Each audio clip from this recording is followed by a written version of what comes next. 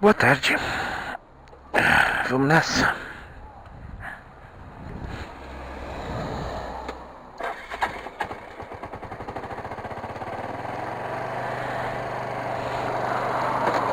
Finalizada a quinta-feira de trabalho.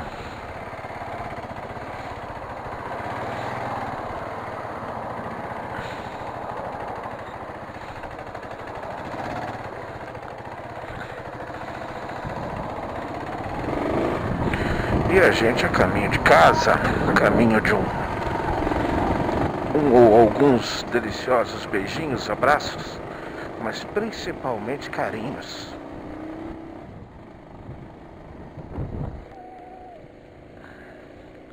Carinhos de quem amamos, carinhos de quem importa. Além que importa, estive na companhia de 3 desses que efetivamente importam. Senhor Maurinho, senhor Ivanzinho Lindinho,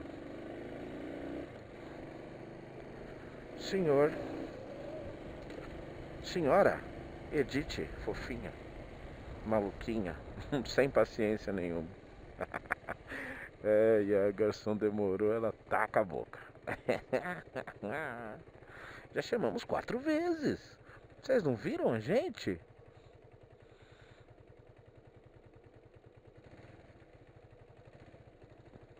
Cara, eu separei tema e deixei lá. Bom, o dia foi bem cansativo. Bastante coisa pra fazer.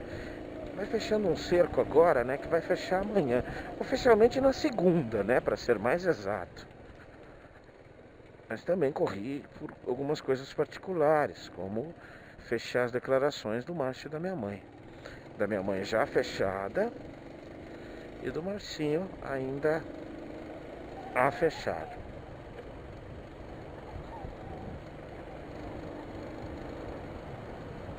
Falta um detalhezinho ali, uma informação que é sobre que é o financiamento da casa dele, né?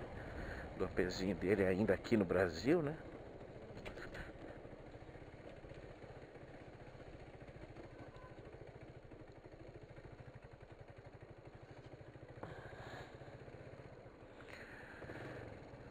Tô dando uma variadinha, né? Só pra fugir da rotina, que eu sempre tento fugir.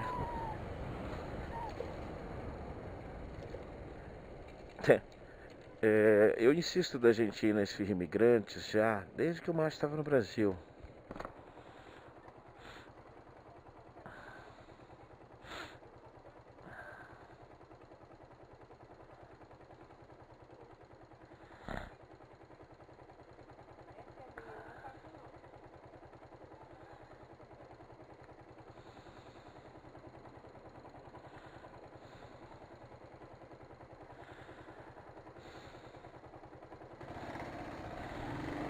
E nunca deu certo.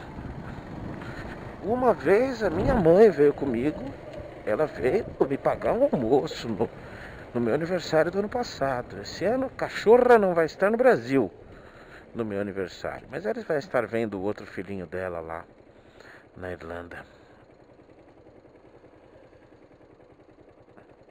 Vai estar feliz e eu vou estar feliz por ela.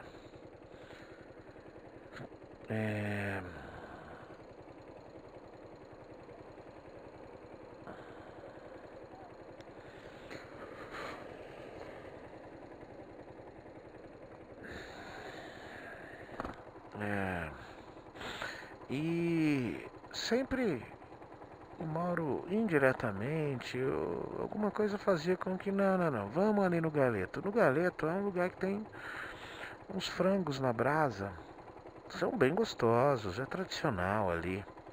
O Mauro já conhecia, aqui no último quarteirão da Luiz Góes.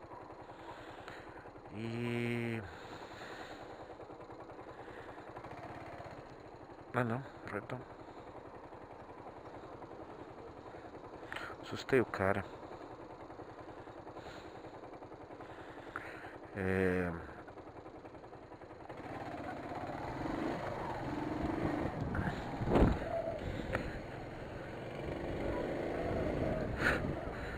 E eu achava que era sempre coincidência, só coincidência, né?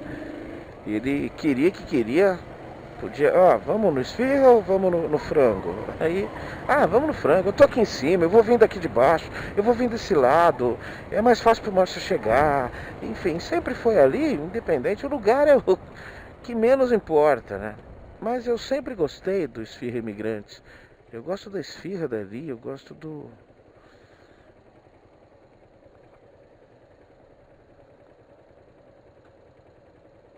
gosto da comida. E o preço não é tão caro.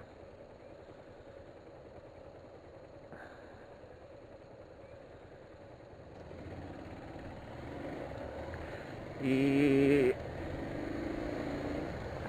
acabou que... nossa, cara, todos os quarteirões fechados.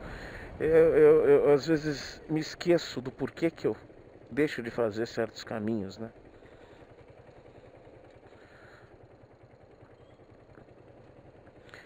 E hoje, finalmente, na última vez, na semana passada, retrasada, ele veio com o Ivanzinho pra cá e acabou me convencendo de... não, esfirra não. Vamos no frango, no grelhado. É o Braseiro, na verdade é o nome do restaurante. E beleza, foi ótimo, como sempre é. E hoje, minha mãe e o Ivan estão correndo atrás da documentação para movimentar aqui no Brasil, ainda o que dá para movimentar a coisa da cidadania, para depois, quando forem para Portugal, estar mais fácil também, né?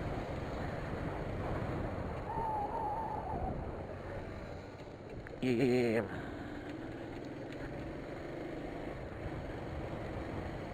mais farol, né? Ai, que bonitinho, mano.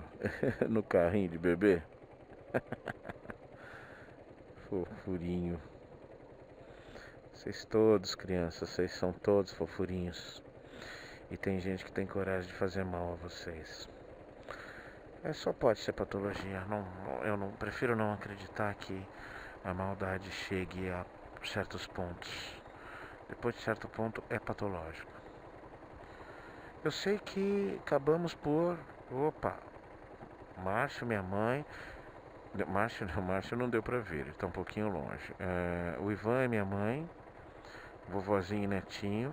Aliás, uma coisa bacana pra se falar sobre esses dois daqui a pouco. E beleza, fechamos, vamos todos no Esfirra Imigrantes. Mano, chega lá, dá tudo errado, o garçom não nos atende, demora.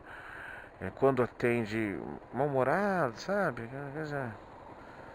Não que deixou de trazer ou deixou de... ou deu algum maltratamento direto, mas foi aquela coisa, pô, cara, aí não, né? E o negócio é cheio, assim, faz uma sucessão danado, né? Aí o Mauro no meio do quibezinho, ele gosta muito de quibe, né? Quibezinho. Os bichos são grandes, mano. O Mauro...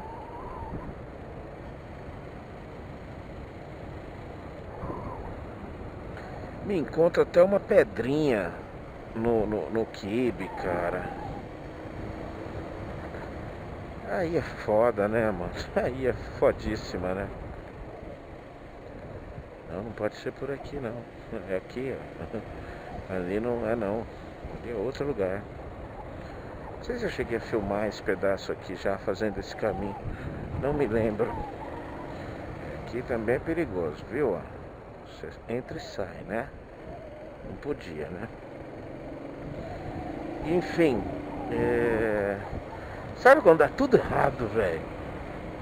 Mano, que caramba, né? Me esforcei tanto para que eles gostassem, porque eu já fui ali nesse Imigrante umas 4, 5 vezes e nada me incomodou.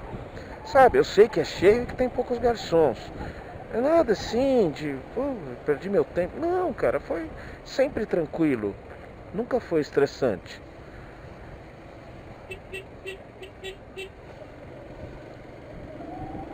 E hoje dá tudo errado, né?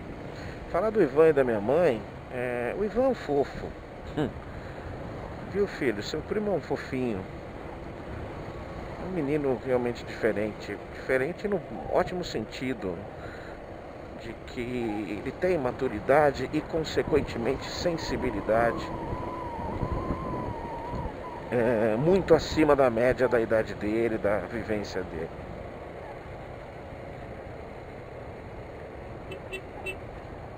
E ele tem tido a paciência das paciências com a avó dele, o que não é fácil. Nem um pouco fácil. Bacana, hein, cara?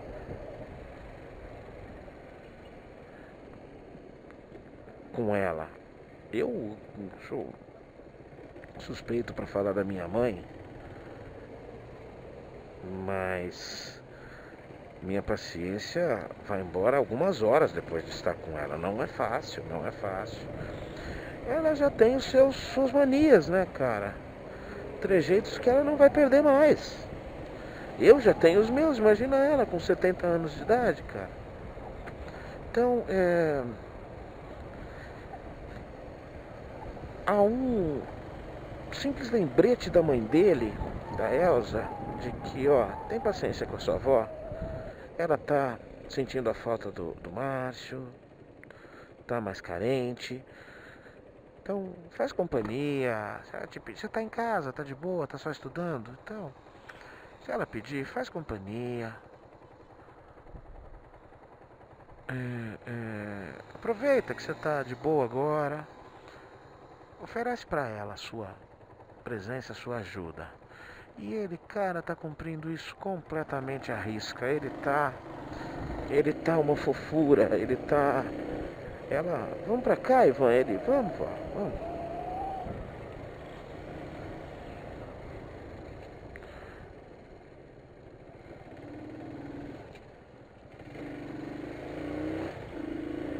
Todo mundo entra errado e cada um vai fazendo o seu caminho de boa. Ninguém olha no retrovisor. E o cara tá lá com a vovozinha dele, de boas. Nossa, cara, momentos... Bom, a veneração que a minha mãe tem por esse neto é justificável, justificável. Mas ela não é fácil, o convívio com ela não é fácil. Ele, tá certo, vó, beleza, vó, tranquilo, vó. Que privilégio dela, né? Que privilégio contar com netinhos dessa estirpe, né? Você também, meu filho. Se você um dia ouvir isso e tiver a chance, aproveite sua vovozinha. É a única que você tem. Você não teve o prazer e o privilégio de desfrutar do carinho da sua outra avó. Tenho certeza que ela seria uma avó extremamente boa, extremamente carinhosa e amável com você. Uma pena, uma pena. Não é culpa de ninguém não, meu querido. Não é não, tá? Não culpe ninguém. Ninguém. A gente nasce, vive, aprende, curte, sorri. Vive, né? Vive. Viver é ter tudo, né? Ter sorriso é ter tristeza, ter alegria, é ter amor, ter prazer. Viver é tudo. E a gente vai embora, cara. Uns um pouco mais cedo, uns um pouco mais tarde. E é simples assim, sem nenhuma tradução mitológica ou metafísica, tá?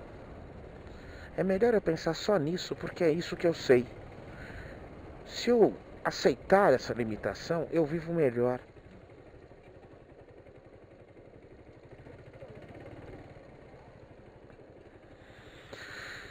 Templo dos Orixás. Amarração aos pés da entidade. Trabalhos poderosos para causas impossíveis. Consigo ganhar na loteria, velho?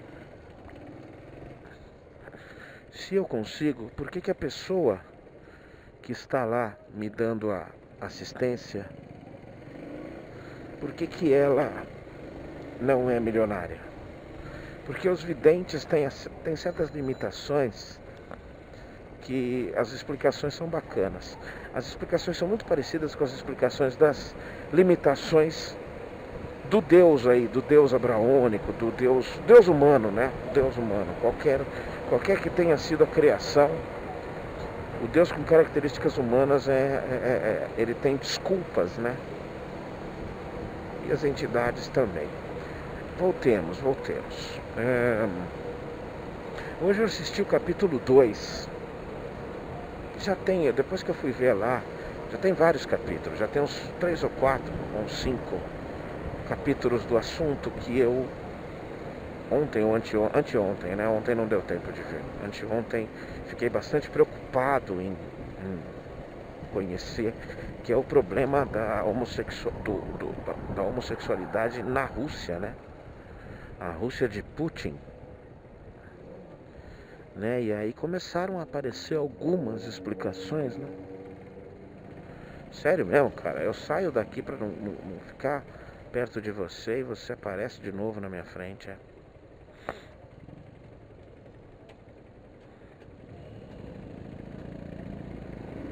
Mas a tradução, as causas estão começando a aparecer. O que você quer, bro?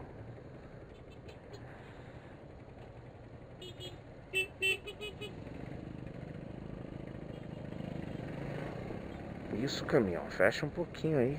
Não vai fechar? Então eu saio. Acabou dando certo sem querer. Isso não foi estratégia não, foi sorte. Mas tirei 2 ou 3 aí da frente que já tava enchendo o saco. Um tava mesmo.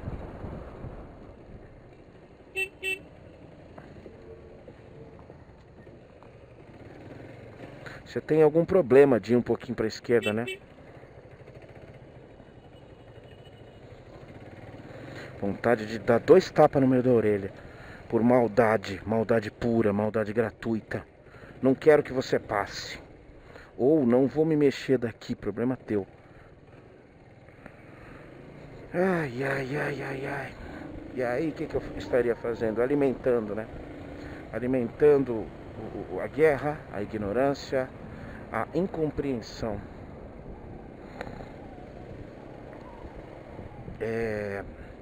Então pude ver o 2º capítulo e estou desvendando um pouquinho mais. O que aconteceu? O repórter deu prosseguimento e conseguiu encontrar uma pessoa disposta, um homossexual disposto a falar sobre isso, e depois um outro. E eles explicaram na prática como funciona e deram as suas versões, que acho que devem levar certa credibilidade, visto o fato deles estarem lá e deles serem a minoria. Então, o que aconteceu? Muito dessa nova atitude, nova velha atitude do russo tradicional, do russo mediano da antiga União Soviética e hoje da Rússia, se deve à postura do próprio Vladimir Putin.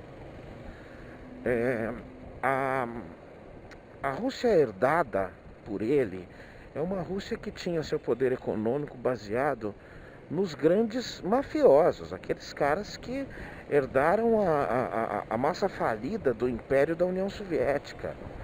Aquele cara que teve o controle da empresa de geração de petróleo, a empresa de geração de gás, de energia elétrica, de energia nuclear, enfim, esses caras vendendo essas massas falidas ou terceirizando ficaram bilionários. O que eles eram? Eram parentes ou amigos dos antigos governantes comunistas. E claro, evidente que você falou em máfia, você falou em tipos de pessoas extremamente poderosas, extremamente conservadoras também, né? E ele herdou essa Rússia no fim da década de 90, ele já está há bastante tempo lá no poder, com promessas específicas e com resultados específicos. Muito do que se fala é verdade. Economicamente, há uma melhora na qualidade de vida do povo russo. Eu adoro, cara, adoro gente que fica na minha frente, que não usa retrovisor, que não faz nada, né? Ai.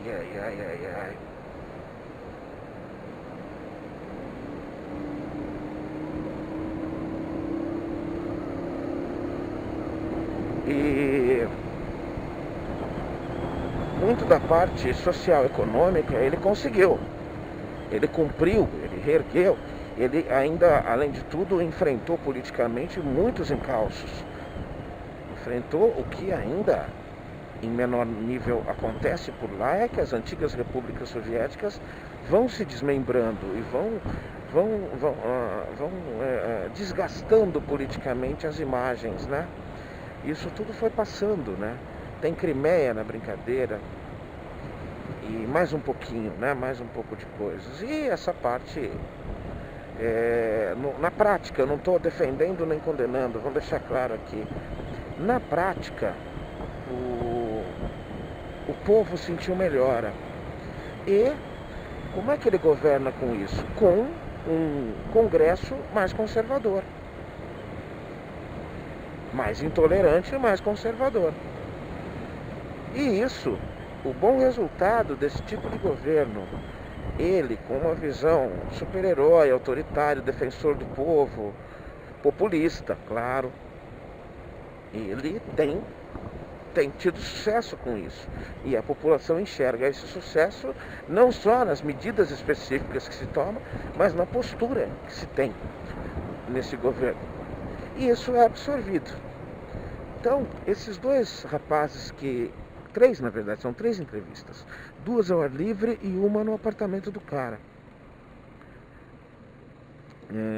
A reportagem começa, essa parte do documentário começa com um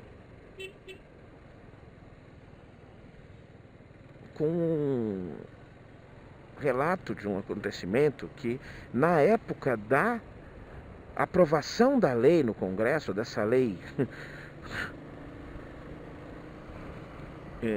para mim quase impossível de acreditar que um Congresso de um país milenar conseguiu fazer isso, mas enfim, essa lei da relativa mordaça aos homossexuais, ela foi bastante impactante.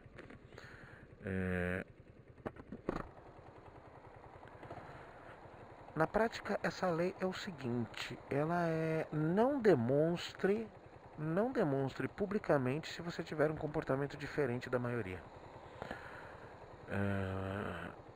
E na prática se você é gay, fica na sua, não mostra, que a gente te deixa em paz. Então é aquela coisa de namorados não poderem andar de mãos dadas, muito menos em carinhos específicos em público, e muito menos união declarada. E aí essas 3 entrevistas colocam muito claramente por que tudo isso acontece, pela visão desses 3.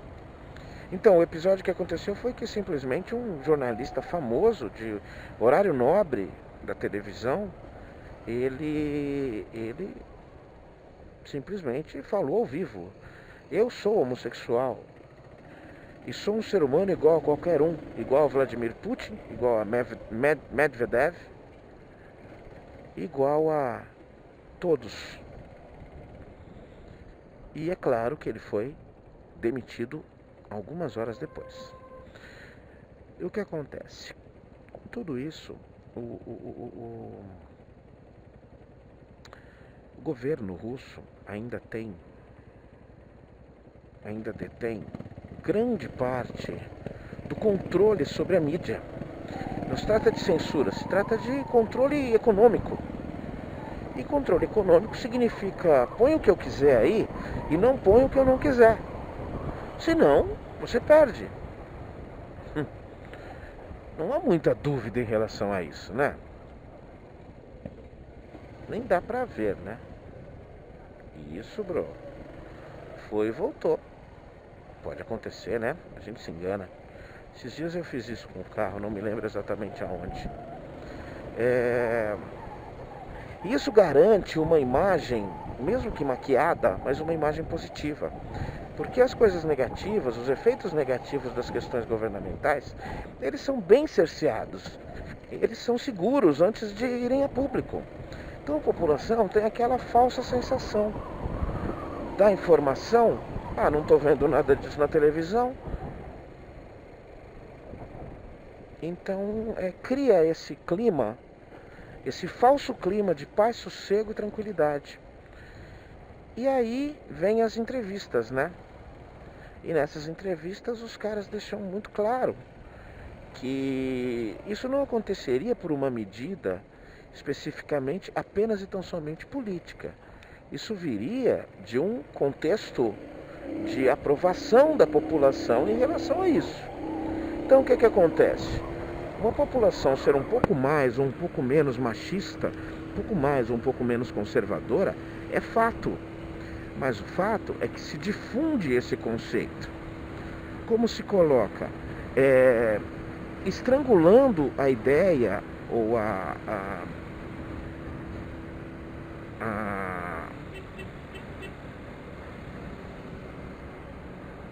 as repercussões ou as consequências negativas. Você não mostra que acontece isso. E você finge que isso não existe.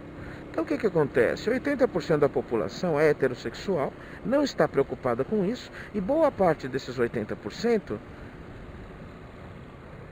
não estão interessados numa causa que não lhes diz respeito. E aí, cara, na prática, vira o mar do demônio. Ou seja, se declarou homossexual no trabalho, perde o emprego.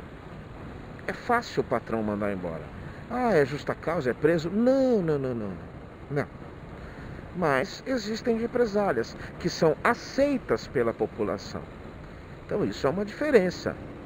Isso é inclusive meu medo. Aonde a gente quer ir parar? Para onde a gente quer ir? Eu tenho certeza que 100% dos eleitores, sem medo de errar, 100% de quem tem intenção de voto em mitos, ele não abre mão, ele não sai nem de perto para eu poder passar, né? De um mito aqui brasileiro, né? Na verdade, uma grande falácia. Tenho certeza que se eles pudessem, eles colocariam coisa até mais dura do que essa lei da Rússia. E o que me espanta é que é uma lei. Então esses caras falam claramente. Um deles é advogado, o primeiro, e ele fala: eu estou me expondo.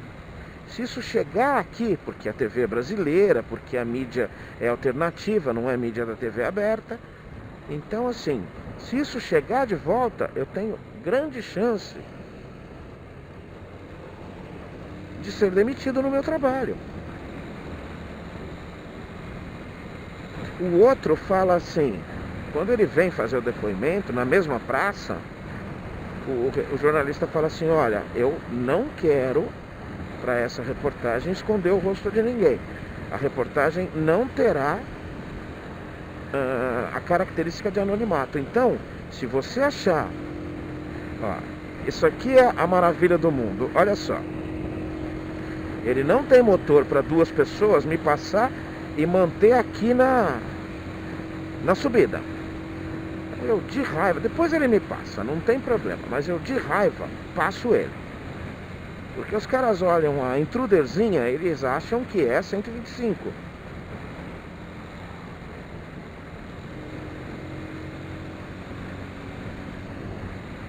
E ao que o cara responde: não, eu tô aqui para arriscar mesmo. Eu tô aqui para mostrar minha cara. Se você não mostrasse, eu não participaria. Eu quero ser uma das vozes. Eu quero correr esse risco. E aí é sempre a mesma coisa. Esse segundo fala a mesma questão. A população aceita isso. E há no meio, né, no status quo, né, na sociedade, uma tranquilidade com o assunto. Ou seja, no fundo, toda pessoa mais conservadora, se ela pudesse, é assim, no âmbito pessoal, provavelmente as pessoas falem assim: eu não tenho nada contra o cara ser homossexual ou não. Mas muito ainda tem um discurso estúpido. Na minha opinião, eu tenho até uma explicação para isso, de que, mas eu não preciso ver. Ah, mas o que eu vou falar se meu filho vê? Então, uma lei dessas, deixa o cara, não, eu não estamos falando nada, não é que ele não pode ser. Mas o cara, os entrevistados contam, não, cara, a gente é agredido na rua. O cara que é um pouco mais afeminado, que tem dificuldade de disfarçar, ele tem represálias, ele não tem emprego, ele passa necessidades.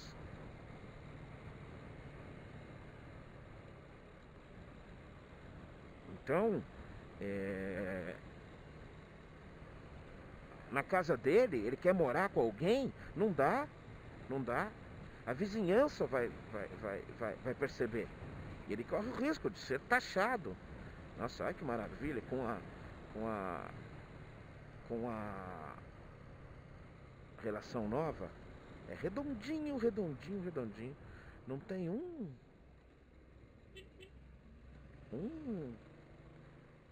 um giro diferente, um barulhinho a mais. É redondinho. Parece um reloginho, o conjunto coroa, pinhão e corrente. Aliás, falei ontem. Puseram uma corrente aqui, mano, que olha, há que se agradecer. Então é isso. Estamos nessa parte onde a gente começa a entender que a coisa é governo, mas é um círculo vicioso. O governo incentiva e fecha os olhos para algumas coisas e a população incentiva e fecha os olhos para alguma coisa. Então existe uma simbiose aí para que se mantenha. No fundo, a maior parte da população gostou disso. E quando você coloca uma lei nesse sentido, você abre precedentes bastante perigosos. Isso já na minha opinião. Por quê? Porque uma agressão ou um assassinato a um homossexual por um motivo homofóbico, ele, claro que levará muito menor interesse dos poderes públicos numa punição relativamente justa a alguém que tira a vida de alguém, né? E finalizo com isso, que é esse ponto que eu iria explicar, essa coisa de que, mas eu não preciso ver, ou o que eu vou dizer pro meu filho, se ele ver, você é um babaca, cara. O motoqueiro que desceu e você que tá pensando assim. Você não tem o que dizer ou o que não dizer. Teu filho vai te chamar de babaca conforme a sua resposta? Como, por exemplo, um querido amigo que a filha perguntou e uma outra pessoa, a tia dela, falou: isso é contra a Bíblia.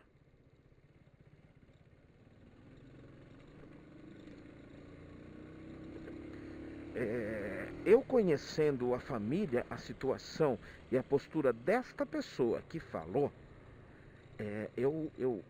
eu só posso ter dó. Eu inicialmente tive nojo, depois eu tenho dó. Sabe por quê? Porque essa pessoa, e eu não sou ninguém, vocês sabem que isso não tem nada a ver com o meu jeito de pensar. Essa pessoa que falou pra menina que não está na Bíblia, que é pecado, que não pode, homossexualidade, essa pessoa, ela tem todo um estereótipo de homossexual. Impressionante esta pessoa passar esta informação para uma criança. Vamos deixar claro? Uma criança negra e uma criança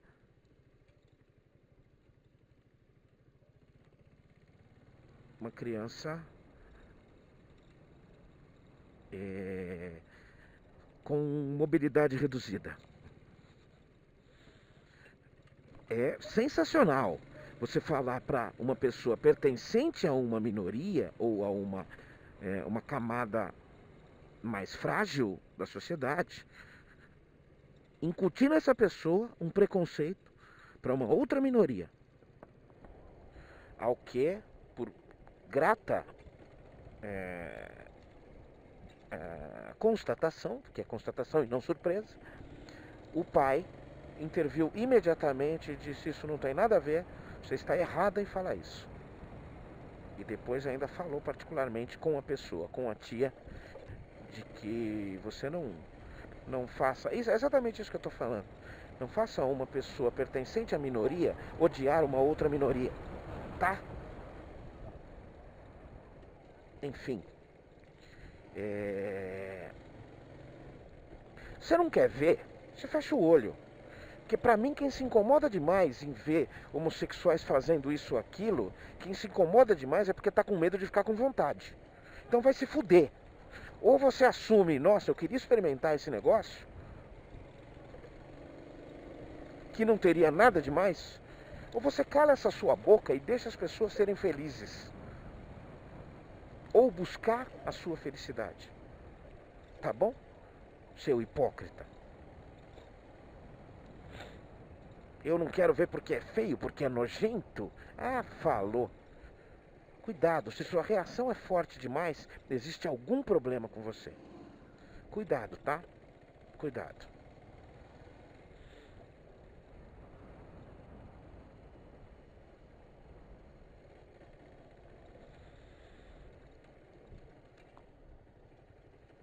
Eu acho que é fácil de entender. É fácil de entender. E é até simples.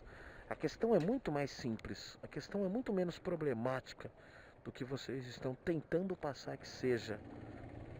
Na verdade, ela não é nem um pouco problemática.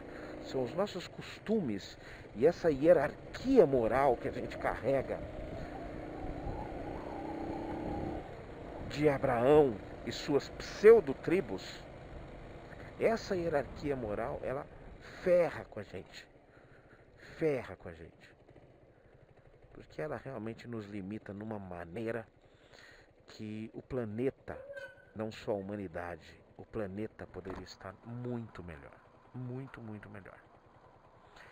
É isso, gente. Cheguei em casa. Hoje é quinta-feira. Temos amanhã. Espero que consiga resolver os assuntos no período oficial, de até 5 da tarde. Há uma pequena probabilidade. Eu prefiro ficar até meia-noite, 1 hora, 2 horas da manhã na empresa para terminar todos os procedimentos.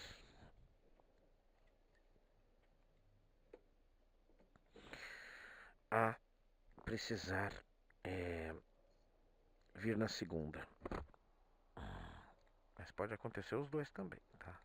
Eu posso ter que vir na segunda e também trabalhar até mais tarde amanhã.